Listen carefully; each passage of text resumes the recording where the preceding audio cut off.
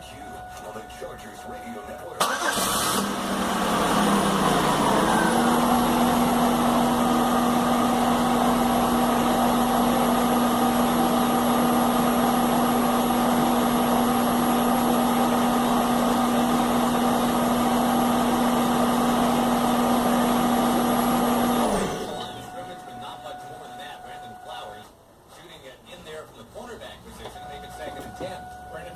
Just playing cloud coverage on the end of the line.